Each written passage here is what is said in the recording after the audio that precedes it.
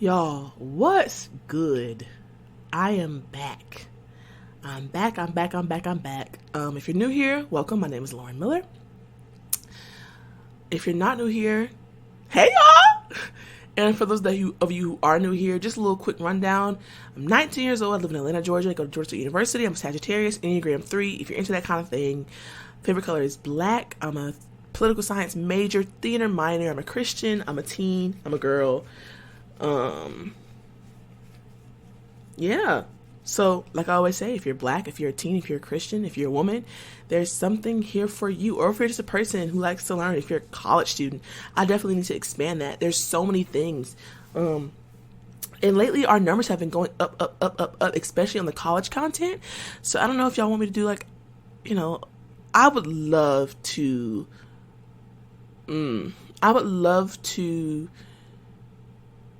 get back active in 2024. I'm not going to say this year because I don't really think that's attainable this year. And I think one thing I've learned that, well, I guess we can talk about today is that you don't want to set yourself up for failure. I think it's good to push yourself. I think it's good to do things that are a little challenging. But there is such thing as setting healthy goals. For example, if you know you only make $10,000 a year, it's not wise to say, yeah, I'm going to save 11,000. That's not attainable. That's not smart. You know what I mean? So in the same way, it wouldn't make sense for me to promise a bunch more content this year when I haven't had adequate amount of time or resources at this point to allocate towards content. I think next year, because now I know that's a goal I want to attain, I'll be more prepared. I'll be more concerned with making that a priority. I think right now, adjusting to this new work life and work-life balance, a new school year, and other things, I don't think that's a good choice for me right now. But I really am excited about introducing more content because I think that as people, we're so full. And what I mean by that is we have so many different sides of ourselves. So don't limit yourself. Like for me, I am a Christian. That's a big part of who I am. I'm also a woman. That's a big part of who I am. I'm a college student. That's a big part of who I am. And all of these things can exist together, and they do. And this podcast is a great space for that. But there are times where they need to exist separately. And so I think 2024, I'll do a better job of making sure that each one of them has their place, because everyone's not a Christian. I know that's not probably the most popular thing to say, but if you're not a Christian, I'm not going to stick God down your throat. If it is my assignment, if you will, in your life to introduce you to God, that's going to come organically. That's not going to come from me being like, hey, I'm a Christian, you need to be a Christian, all my content is Christian. I'm a Christian, period. So anything I do is already through that gaze, but I don't have to slap you with a million scriptures. Some of the most incredible encounters I've had has been off of, oh my God, your energy is so great. Or, oh my God, I learned from that college, y'all, that college episode has really good numbers. So, oh my God, I listened to your college thing on how to do my scheduling and it helped me so much. That conversation. And then we talk about life, and then maybe it leads to it. And maybe it doesn't. And that's okay for me. I don't feel like it's my job to stick Jesus down every person's throat I see. Not at all. But yeah, so everything, every part of your life deserves its own space. I know another thing that a lot of people are looking forward to are the videos with my mom on our YouTube, all that kind of stuff. Y'all, I promise I am actively trying to figure all of that out. I recorded those videos on my phone back then. And not only do I not have any storage, not only do I pay for storage, my phone, I got this protector screen on it and they put it on kind of weird. So now my camera's a little blurry. So maybe for Christmas, I'll ask for a camera or something. I don't know. We'll figure that part out. But the editing part, I'm so much older now and I pay more attention to detail. So I'm sure we can make something shake with that. So this is kind of just a life update. I've been gone for, I was going to say some months, but at this point, it's probably been over a year, if I remember accurately. I have no clue. Or maybe like the first quarter of the year. Either way, I'm glad to be back. If you are new here, one thing that we always do is the albums or songs top 3 of the week. They're not always necessarily new, but it's something that you've been listening to for any genre, because again, multifaceted, we love multiple things. I'll say for me this week, one of them was Holy Spirit by Francesca. I'm not going to attempt her last name. It starts with a B. The second one being Everything Goes My Way by Tessa Rose Jackson. It just, to me, it's just so unique. I've never heard a song like that. And thirdly, or is that a word? Thirdly? The third one is the Little Mermaid soundtrack. Like the one with all, not just like the actual singing, but like the one with the instruments. And I don't know what that's called. I think it's called soundtrack. Oh my gosh. I love the musical work that was done in the Little Mermaid live action movie. I think it's incredible. I think even if you don't want to watch the movie, that soundtrack is so stinking good. I would definitely recommend listening to the soundtrack. But oh my God, I miss y'all so much. I'm doing good. I can say wholeheartedly, I can say that I think I'm in the best mental space I've been in my entire life. I can say that confidently, boldly. I feel like I've found my footing almost, I hate to say this word, but as an adult. I mean, I am. I'll be 20 in December. That's a big deal for me. As an adult, as a Christian, as a woman, I feel like I'm starting to find my footing.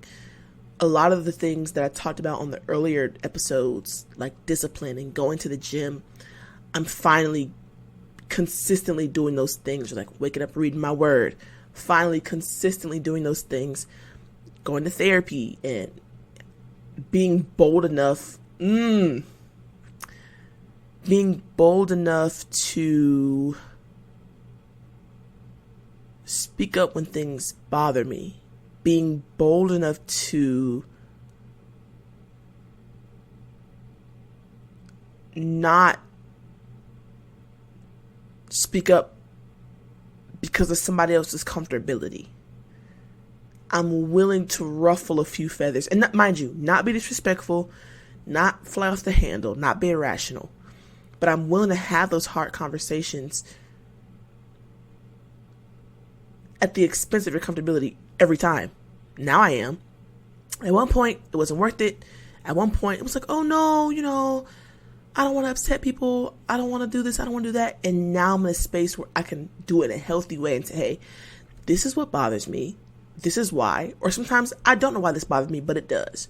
And this relationship is important enough for me to bring it up. I think I know if any relationship is important to you, it should always be important to you that you are honest, truthful, and upfront. Because in healthy relationships, at least, you don't want to do anything that hurts that person intentionally. You don't want to do anything that, you don't want to hold resentment if you can help it. So to alleviate all of that, have that hard conversation. Hey, when you do this, it makes me feel this way. Here's why. Or sometimes it's, I don't know why. And I don't like that. Or I don't like that I feel that way. But put the conversation on the table. And here's the part that I've really been working on. And allow that person to make a decision. Don't make the decision for them. I think sometimes as people, as humans, as friends, as girlfriends, as wives, as husbands, as brothers, whatever a relationship is, because we love people, we don't want to hurt them. Or on the other hand, we become so familiar with people that we unintentionally make decisions for them. So if something is hurting me, but I've already decided that me bringing it up is unhealthy, or it's going to be a big deal, or it's unsafe, I've now put that on you. You didn't make that decision. You didn't have the opportunity to correct the behavior or address the behavior, because I made that decision by myself, most times out of fear of what's going to happen or trying to control the situation or whatever the case is. But I think I'm learning now to give people that space, that opportunity to respond. You deserve, if you hold that much weight in my life that I feel the need to have a real conversation with you, you deserve to respond. You deserve to have space to say something to me. And why wouldn't you? If this is the person you love, your mother, your partner, whatever, I want to know that you care. So by me opening up the line of communication, I give you a chance to prove exactly what I want you to prove. Let me reword that. I give you a chance to validate my feelings. I give you a chance to show why this relationship holds so much weight. It's one thing for a relationship to hold weight, and it's like, that's my mom, so it has to hold that weight, or that's just the way it is, or it just makes sense, versus it holds weight and it's productive, and this relationship is valuable, and this relationship is healthy. So now, especially with my mom and other relationships in my life, I give them a chance. I don't make assumptions for them anymore. Hey, this hurt. I don't know why, but it did. And then putting that ball in your court, it frees you up. And it allows people to show you why they're in your life. Because if you don't really care, or you're like, or whatever the case is, well, then maybe you're not supposed to be in my life. Maybe you don't care about my emotions. Maybe this isn't a safe space. But how can I decipher what is a safe space and what's not a safe space if I make that decision for you? Give people the option to be loyal. Give people the option to be a traitor. Give people an option to love you. Give people an option to do whatever. The only thing that we will not give the people space to do is to be disrespectful. At the first sign of disrespect, then that's when it's time to bounce. But mind you, perception is reality. Most times. So something may make you feel disrespected, and they might have not been disrespectful. So, case in point. Babe, you didn't pick up the groceries, and I asked you to, and let's say he said he forgot. That made me feel disrespected because normally I do it and I asked you this one time to do it. Okay, that's valid. Versus you ask someone to pick up the groceries. I'm not getting the groceries, and they start going off. That's just disrespectful. You see how you may have the same feeling of disrespect, but one of them is direct and the other one is just a feeling. That's important. To disrespect, I had to add that in there. Like, disrespect is one thing that I just will not tolerate, and you shouldn't either. And while we're on that topic of, I don't know how we got here, but while we're on the topic, okay. I recently discovered in one of my last therapy sessions, and I'll probably do a whole separate pod on this because that I think sometimes our fears hold us back from telling the truth. Case in point. I keep saying that. For example, there we go, that's better. My therapist was asking me a question about kids and, marriage, and I realized for the past couple of years I've kind of been like, well, if I do, or I don't really care. If I have kids, that's great. If I don't, okay. Or if I get married, that's cool. I don't, whatever. In the last therapy session, I had a breakthrough. I was like, you know what? No, I do want these things. But, with all the things going on, the sassy men apocalypse, that is so funny to me. Or the shortage of men, suitable men, or men that I find attractive, or whatever the reasoning is, that fear of not attaining it, I'd much rather just dumb down my expectation. I'd much rather just act like I don't want it than to go through that rejection of wanting it and not getting it. That's powerful. Because for so long, I'm like, if I have kids, if I do this, then maybe if no, this is something I want. I can't let fear, doubt get in the way of something that I really want. And you shouldn't either. Whether that's a degree, a socioeconomic status, a car, a house, I don't know, whatever it is. If it happens, being so complacent, being so laid back is not going to guarantee the end result that you want. In any circumstance. If I get a degree, that's great. No, you have to apply. You have to pay, or in Jesus' name, somebody else has to pay. Thank you, Lord. It has to be paid for. You have to go to class. You have to do the work. You have to understand the assignments. You have to do the test. It's not an if situation. And so I think taking that same approach when it comes to other things is really going to help us. So for me, it's not, if I have children. I desire to have children. I desire to have a family. The moment I allow that if to go in there, I've let rejection, the fear of rejection, and fear in general dictate my decisions, dictate my life, and most importantly, dictate my confession. Now, for this short little minute, if you're not a Christian, this may go over your head, but I feel like no matter if you're a Christian or not, in all religions, even people who aren't spiritual or religious, there's an understanding that what you say is powerful. Some call it manifesting. Some call it confession. Some people say, proclaiming. Some people say you have what you say. Whatever, however you rock. I think now we all have an understanding that our tongue is powerful. That every word carries energy and power in it.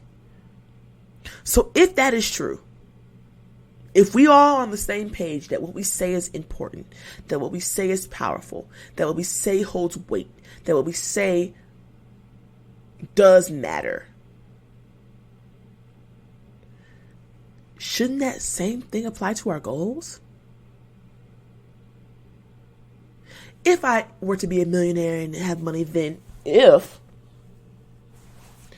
that's what I want, that's what I'm going to speak over myself. If that's what I want, that's what I'm going to declare. If that's what I want, that's what I'm going to confess. But don't let fear climb in and change this is what I want to, if.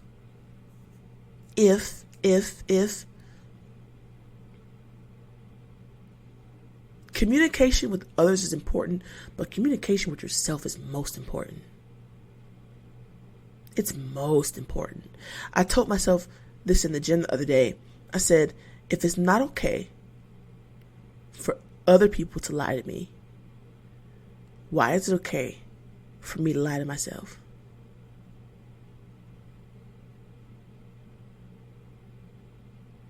If it's not okay for other people to lie to me, I hate liars. If it's not okay for other people to lie to me, then why is it okay for me to lie to myself? If I want kids, no, you do. But the thought of wanting it and not having it hurts. And so the safer option is to say that you don't. If it's not okay for other people to lie to me, why is it okay for me to lie to myself? If I lose weight, if I go to the gym, no, you don't like the way you look, or you need to reach a health goal, or your doctor said whatever. This is something that you need to do. There is no if. There is no if. If it's not okay for other people to lie to me, then it's not okay for me to lie to myself. Also, I know we have a big college audience out there. Same. That goes for partying, not doing your work, not going to class. You have to be real with yourself. I'm failing, or I need to change my schedule. This isn't working for me, or whatever the case. If it's not okay for other people to lie to you, it's not okay for you to lie to you. And that leads me to the last thing I want to say today, is that This is so transformative and powerful. I encourage all of you, along with myself, I'm just now on the journey, to do things that I want other people to do. Be that person. So, if the standard in your life for any relationship, platonic or romantic or any other kind of relationship, is that lying is not okay, hold yourself to that same standard. If in your relationships disrespect is not okay, then why is it okay for you to disrespect you? Now we all agreed that our words are powerful, that our words are transformative. So if it's not okay for somebody else to call me stupid, then I can't call me stupid. If it's not okay for someone else to disrespect me, I can't disrespect me. But whatever standard you hold for other people, hold yourself to that same standard. Even me, I realized, I'm a sermon, like, I hate to say lover, but I feel like sermons, it's such an art, to sit there and to craft the opening, especially like in charismatic movements and Pentecostal and Baptist churches, especially, and non-denominational churches as well. There's such an art to it, it's like you're telling a story, but it's true, and yeah, the scripture, and there's so many different styles and ways to do it. You have people who teach, you have people who preach. Like, all of it is so interesting to me. Like, I literally, the same way people listen to podcasts for hours or listen to music for hours, I can literally sit and listen to sermons for hours. It's so interesting to me. Like, I not just sit there and watch them, but like, as I work, on any given day, it could be T.D. Jakes or Michael Todd or Matthew Stevenson or anybody, really, Stephen Furtick. It could be anybody. But to hear them like preach, it's such an art. It's so interesting to me. Me saying all this to say, because I don't want to get long-winded, I'll be like, I wonder if people who get on the stage, worship leaders included, really like do their due diligence getting in the word and doing all that kind of stuff. And I'll say, wait, Miss Girl, do you? Do I take the time to study? And not just study what I'm going to sing that day, but do I take this time to study in general? How ghetto would it be for your partner or your mother, whoever, to only pay attention to you when they needed something? It's manipulation. Again, here we go. So if my standard for people is that I want you to be in relationship with me all the time, not just when you need something, then let me hold myself to that same standard with God. Let me hold myself to that same standard with my mental health. Let me hold myself to that same standard with my physical health. Let me hold myself to that same standard with self-care. That's another thing. Not waiting till I'm burnt out to take that vacation. Not waiting till I am exhausted to get those nails done. Or whatever the case is. Or to buy that video game. Or to take that evening off and then watch the movie. Or to go for that hike. Or to do whatever. If there's a standard that I hold for other people, if there is a line that cannot be crossed by others, that same thing should apply to me. And here's why. No one else should be able to say they treat you better than you do. That's my goal. As of right now, there are a couple people who could say, yeah, I treat you better than you treat you. You know what? That's our goal for the rest of October and November. Be able to say that you treat you better than anybody else treats you. I mean, besides God. And even that. Sometimes treating you good or well or whatever is you telling yourself the truth, which is sometimes hard. That's all I got, y'all. I love y'all. I miss y'all so much. If you're not following me on Instagram, follow me at Lauren Miller __. I love y'all. Have an amazing week. I will talk to y'all later. Stay safe. There's so much going on. All right. Bye.